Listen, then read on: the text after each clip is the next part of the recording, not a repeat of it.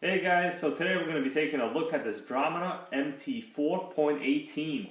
This is the brushless version, and you know that because the body will literally say BL as opposed to the regular standard brushed combination ones they also sell. This particular model I recently got. I had a chance to run it a little bit, ran it inside the house, ran it outside on some nice fresh pavement also, and I just wanted to share my thoughts on this relatively cool RC. It actually reminds me of some of the older associated 18 scale models from what I remember. Seems to be very similar. In terms of price, this retails for around $150. I wound up paying a lot less for it. I got it on a nice Black Friday sale from Tower Hobbies. So the amount I paid was actually a little bit under $100 for this one. It came fully ready to run with its 2.4 gigahertz radio. It also included batteries, basically, and also regular nickel metal hydride pack, which we'll see later. It's on the inside here. But either way, you know, I was fairly excited about this RC. I got it, had a chance to run it, and really, what's my opinion of this car overall? This is my first Dromida. The box is right here. It's a pretty good looking box. Let me show you guys the box. Pretty good looking box. So it's ready to run. It's waterproof, 2.4 gigahertz radio, 4-wheel drive, batteries included, and most important thing, LiPo compatible. So the ESC does have a LiPo cutoff. Very good to know. I probably will be converting to a brushless pack sooner or later. Anyways, this is what the car itself looks like under the body. So it's mostly all plastic with some shocks. Really no metal there that I could tell of. But what really got me disappointed is this charger. This is not the charger that was included. This one actually looks like a great charger compared to the one I got. Let me show you guys. Let me take it out here. This is the actual charger I got. Basically, the only instructions on it, you know, literally nothing.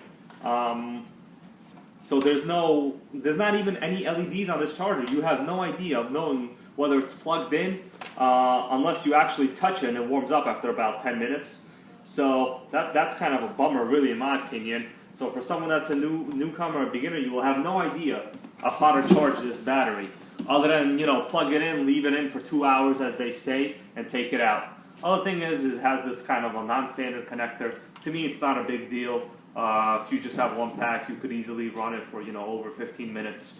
So, but that's that. But as I took it out of the box, and this is basically exactly how it came, as you see it like this with the body pins installed, the antenna tube was already there. Tires are actually pretty nice. That's one of my favorite parts of the truck. I actually also do like the wheel design. But if you guys notice anything, as I did, the body's crooked on this side. It's clearly crooked. You could tell here with the chassis as I hold it this way that the body is straight and level with the pan chassis on the bottom. You know, I could literally run my finger to it. It's a parallel line. On this side, the body comes out a lot as I go like this, and I'm not putting any pressure on it. The body's crooked by at least, let me say, you know, half a centimeter. And for such a small car, it literally looks funny. You know, the other side is, the back is also crooked because of that. As you can see the bumper, and both the body pins are in the same exact position over here. So that's nothing really. As you could go like this, I'll put it to the max. They'll self-adjust to the crooked level. And the reason is, let's take off the body and we'll take a look. It's a fundamental flaw in the design. By the way, if you guys notice as I push it down, this is how the stock suspension was equipped. This is basically the full maximum action of the shocks right here. It's horrible. It's probably the worst out of any RTR I've seen. I'm surprised, maybe it's just this one, but other reviewers on YouTube claim that the suspension is pretty well set out of the factory. You know, at least it does have shock oil. I can say that there is shock oil. How much? Probably very little. Is it the right kind? Definitely not. Alright, so back to the body. So basically it's a fundamental design flaw. This ESC is mounted in such a way, now I understand this is a micro chassis, there's not much space here, but the wires basically stick outside of the tub chassis. Right here, they come outside. You know, it's simple as that. If you have any impacts, this is just going to break off. That's all that's going to happen. It's your brushless ESC. considering this car is a budget vehicle, it's going to cost you, a lot of bucks to replace if you ever come to that. So that's the fundamental issue. Actually, all the wires come outside, basically the exact amount of size that the body protrudes itself. So that's my first issue with the car. I actually made a list. There were so many that I really couldn't. I really didn't want to forget any. So the first thing is that. The next thing is there's no wheel wrench included. So I've been an avid RCer for over a decade at this point. I have a whole bunch of wrenches. I have plastic wheel wrenches. I have metal wheel wrenches. So this particular size is the small one. I don't know what this is, but generally every 10th scale Nitro RC uses this standard wheel nut size. This particular one is the small one. If you're a beginner, you will not be able to take the wheels off. Let me put it this way. So this is the same thing. This actually came on an Arma. That's also an intro level brand that sells for a similar price point. So I don't know why they couldn't include a simple wrench. Actually, I'll tell you the hex size. It tells me right here. It's 5.5 millimeter wheel hexes. That's not a standard size. Standard is a 7. I think that says here. Unless I'm giving you guys the wrong numbers. But either way, that's what it is. So the suspension is horrible. As I press it down, it's literally, it's as if this is some kind of touring car. It's a total disaster, in my opinion. They gave me a couple of these shock preloads. I'll show you guys right here, a couple of shock presets. But they're just so thin. They're all exactly the same size. Maybe two slightly different, like millimeters is like the highest one.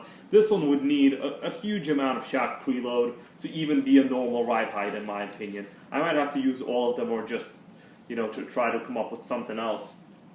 What else do we got on my list here? Let me consult it on my own. Another thing. So, people say it's fast. It's not fast. I'll be honest with you. They say it could easily do, I don't know, what is it, 50 kilometers per hour? This thing barely, well, I mean, for a small micro-level RC, it's quick. It doesn't wheelie with the current suspension, but that's because it's super low. As I go like this, there's basically, it just still hits the table, still hits it. So you can't make the argument that it's dampened very well. It's not dampened well at all. If anything, if I hold the chassis upside down and I press both down, you could see one of them is a completely different shock rate. And I'm pretty sure the front will be the same. And I haven't done this before, but I'm pretty sure it'll be the same. Yeah, it's basically one is completely fast, one is completely slow. And that basically tells you that the amount of shock oil in there is inconsistent as it is. So let's take a look, at what I was looking at on my iPad here when I was purchasing this model. So this is the actual homepage, this RC, MT4.18 brushless. Currently it's $150. I will never pay for that at this point, knowing that it's basically such a low-end RC. So what do we got? In terms of the spec, we have a 5300 kilovolt brushless motor. They tell you have big bore oil shocks. These are definitely not big bore shocks, guys. These are regular shocks on the low end, I would say. You have a charger that is not this charger. You have, well, the wheels are actually pretty good. They're foam filled. The wheels actually do balloon a little bit when you put on full power. We'll do it in a second bit. I'll show you guys how it looks. The body's pretty good looking body. But the rest of the stuff basically is really nothing to talk about. Let me close this up. What else do we got? In terms of the drivetrain, and let's look at it a little closer. There's absolutely no metal parts. And, on a small scale, lightweight vehicle like this, it's really not that big of a deal. Even the drive shafts, they're not metal, they're regular plastic drive shafts. The outdrives inside here, you guys can see it. The outdrives are plastic. In terms of reliability, don't know how it will be over time, but it's probably not that bad. Parts are fairly cheap for this. The only thing I do like about it, and I'll turn it on and you guys could see for yourself what I do like about it. So let me turn on the radio, standard radio, and I'll show you what my favorite thing is. So it's set, it's armed. My favorite thing about this RC is the steering. It's fairly quick. So the steering's pretty good. In terms of reliability, no idea. Car does drive pretty straight. I drove it. It has a little bit of torque steer to the left, but that's what it is. That's probably because this battery tray right here, this is the standard battery they included. It literally just jumps around on its own. You know, and to actually get this battery bar in there, the battery strap, fairly difficult. The way it's designed, the pin is like the lowest possible position here. It's a disaster to get it inside, uncomfortable, if anything. And yet it's still in, you know, fairly loose inside. At least I can understand if it was secured, but it isn't secured. So let's just see how the wheels spin, balloon, whatever it will be. Let's just see. So I'm going to give it full throttle. We could just look this a freshly charged pack. You know, how do I know it's freshly charged? Because it was basically charging for a little under 2 hours. So that's top speed. Wheels do balloon a little bit, but then again, they're smaller tires. It's really not that fast. Let me put it on the floor here a little bit, actually, guys, and you guys could see me driving around a little bit.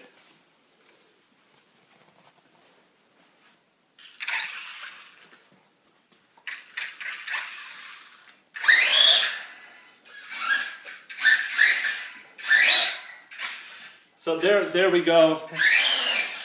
I mean, it's pretty responsive, but the reverse feels faster than forward, believe it or not. The brakes are pretty good. Well, let's see. Let me just accelerate in forward position. You see that? It always has a tendency to torque steer, even on pavement. Always, no matter what, it's torque steering. See right now again, too. So there it is. Also, when you stop, there's a bit of a hesitation between the time that you press the brake and you want to go to reverse. But anyways, that's basically the drive. Let's get it back on the table. Let's walk back over here to our table. And, you know, what else could I say about this RC? So the first thing I'm going to do is probably try to figure out something with this suspension itself. I mean, it's pretty horrible. I at least want it to be a little bit taller. We'll try to get that going. I'll try to see if I can get a regular 2S LiPo in here. I wish this was a 3S compatible, but it isn't. Maybe somehow I'll figure out how I could possibly remount this ESC right here. What I'm thinking is maybe I'll just have to put this receiver on the bottom and the ESC here on top. So that's all we got now for guys. I really don't have anything else to say about this RC, other than the fact that, you know, when you compare it to, let's say, just in sheer size to Traxxas Mini E-Revo VXL, you can really fully understand the size differential here. Even the motor, this is a regular 380. I don't know what that is, but it's a smaller class motor. But then again, you know, this is a much cheaper RC. Not fair to compare either of them. But for some reason, the Traxxas, with these minor little shocks, does a much better job, as you could tell. Let me flip this. We'll just look at the shock action. Look at that, nice controlled shock action, almost even. You know, after years and years of abuse. So this is the way the shock's supposed to work, guys. It's supposed to have full range of motion. It's supposed to come up evenly. Not the way this one works. I mean, it's, you know, the A-arms aren't even being extended all the way out. You know, I would have to raise it this way. This is full extension. So it's basically, you know, it's horrendous. What can I say? Maybe if I put some preloads and some better shock oil, it'll do the deal. But we'll see how that goes over time. Anyways, guys, thanks so much for watching. Please comment, like, and subscribe. I'm going to put this little link right above me right here. Whether it's on this side or this side, I don't know. However, I choose to load it later. But that's what we got here. This is my first Dromida. Probably will be my last unless they come out with something really revolutionary. I really doubt that because they probably would have already done it with the current competition in the RC segments. Anyways, that's it. Till next time.